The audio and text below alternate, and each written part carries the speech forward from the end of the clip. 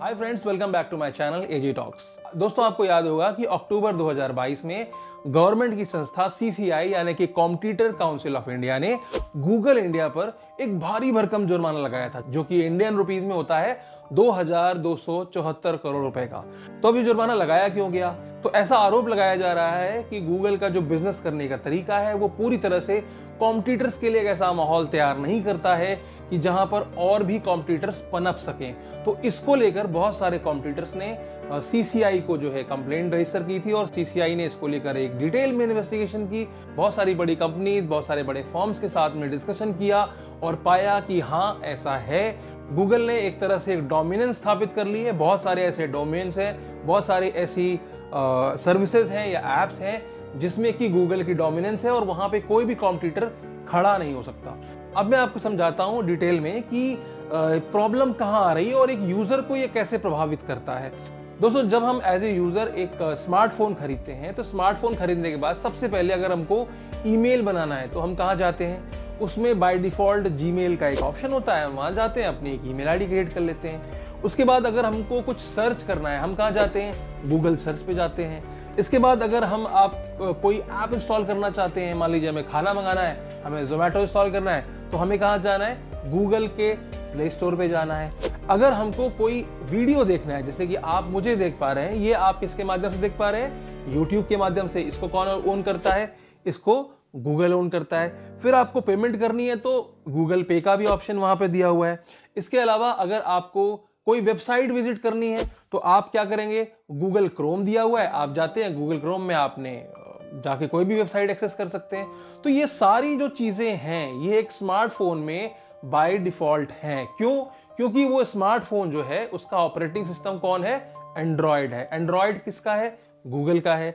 तो ये जो गूगल है, इसने जितनी भी मैन्युफैक्चरिंग कंपनीज हैं जो कि एंड्रॉयड को एज ए ऑपरेटिंग सिस्टम इस्तेमाल करना चाहती हैं, उनके साथ एक डील साइन कर लेते हैं। डील क्या होती है कि अगर आप एंड्रॉयड को अपना ऑपरेटिंग सिस्टम बनाना चाहते हैं तो शर्त यह है कि इसके साथ में गूगल का सूट आपको जो है इसमें प्री इंस्टॉल करके देना पड़ेगा।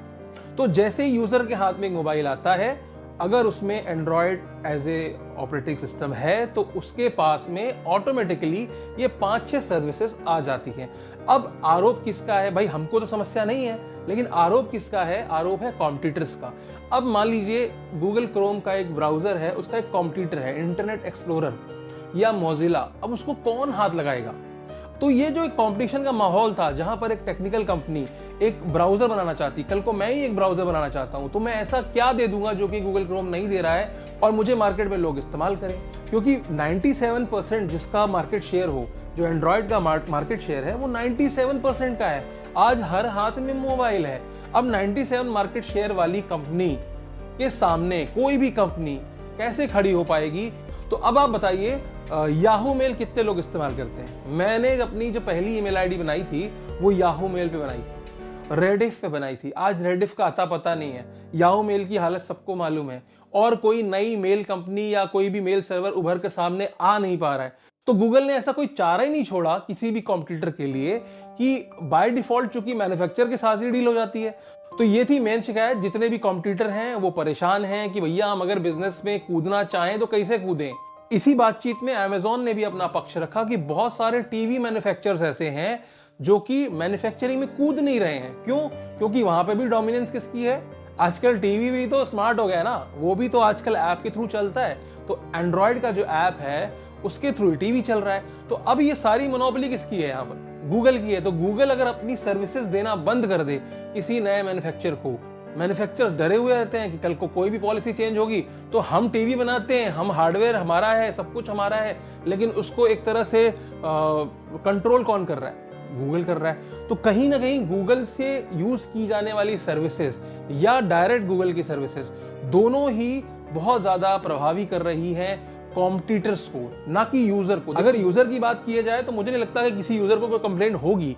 मुझे कोई कंप्लेंट नहीं है जीमेल यूज करने में, मुझे कोई कंप्लेंट नहीं है गूगल का प्ले स्टोर यूज करने में, मुझे कोई कंप्लेंट नहीं है यूट्यूब यूज करने में। लेकिन कॉम्पिटिटर का जो माहौल है, डोमिनेंस, कल को अगर गूगल कह दे नहीं नहीं नहीं, अब तो प्ले स्टोर के पैसे लगेंगे, मैं 100 रुपए लूंगा, तो आप क्या करोगे एज ए यूजर? आज फ्री मिल रहा है ठीक है, लेकिन कल अगर ये चीज फ्री ना हो, यानी कि YouTube में भी आप देख सकते हो कि YouTube में आज उन्होंने कहा कि चलो फ्री है, फिर उन्होंने कहा चलो एक ऑप्शन दे रहे हैं कि अगर आप पेमेंट कर देंगे तो आपको एड्स नहीं दिखाई देंगे, तो आपको पेड सर्विस ले सकते हो। परसों उठाकर अगर YouTube ये कह देता है कि नहीं अब तो आपको 100 रुपए देने ही पड़ेंगे महीने के, तो आप क्या करोगे? क्योंकि कोई ऑल्टरनेट व्यवस्था तो है नहीं। तो कोई भी गवर्नमेंट ये नहीं चाहती है कि एक पैरेलल गवर्नमेंट की तरह देखा जाए तो इंटरनेट के डोमेन में एक गवर्नमेंट ही है गूगल। अगर एक सरकार है हमारे पास तो एक ऑनलाइन सरकार भी है हमारे पास, वो है गूगल।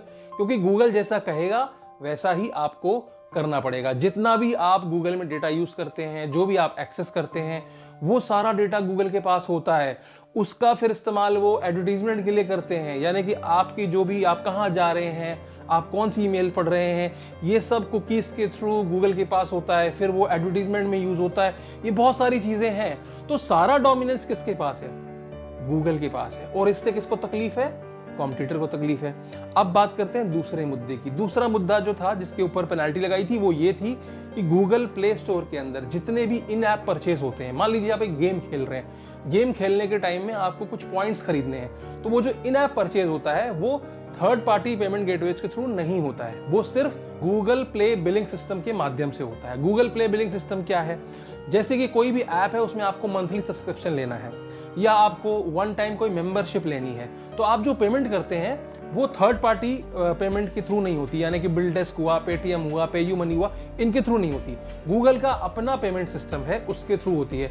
तो यहाँ पर किसकी भौवें तन गई? उनकी तन गई जो पेमेंट गेटवेज हैं या जो और भी पेमेंट के एग्रीगेटर्स हैं।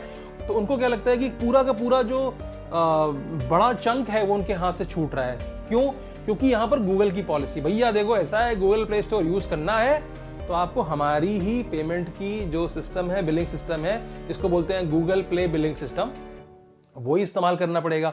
तो थर्ड पार्टी बिलिंग सिस्टम आप इस्तेमाल नहीं कर सकते हैं। तो ये एक बहुत बड़ी कंप्लेंट इसको लेकर के, बहुत बड़ी कंप्लेंट थी कॉम्पिटिटर्स की, जिसको लेकर के भी जुर्माना दिया गया है। ऐसा ही एक जुर्माना गूगल पर यूरोपियन यूनियन में भी लगाया गया था, उसमें भी उन्होंने अपील की थी और उनकी अपील खारिज कर दी गई थी। वैसी ही एक अपील भारत सरकार में के जो संस्था है एनसीएलटी, यानी कि नेशनल कंपनी लॉ ट्रिब्यूनल जो है, उसको भी गूगल ने की है और कहा है कि भैया जो सीसीआई ने हमारे ऊपर जुर्माना लगाया है इसको आप प्लीज देख लो, सुलटा लो, क्योंकि अगर आप ये जुर्माना हम पर लगाते हो और हमको कहते हो, फोर्स करते हो कि हमने जो सर्विसेज दे रखी हैं उनको अगर हम विड्रॉ करें या हम उसमें कोई चेंजेस करें, तो ये हमारे यूजर्स की सिक्योरिटी के लिए अच्छा नहीं है। हालांकि वो तो कहेंगे ही। तो उम्मीद करता हूं कि आप पूरे मुद्दे को समझ चुके होंगे। एज ए यूजर आपकी इस पर क्या राय है, आप कमेंट करके जरूर बताइएगा।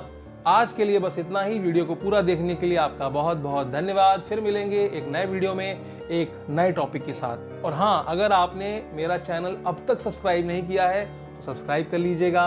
अगर वीडियो अच्छी लगी तो लाइक कर दीजिएगा।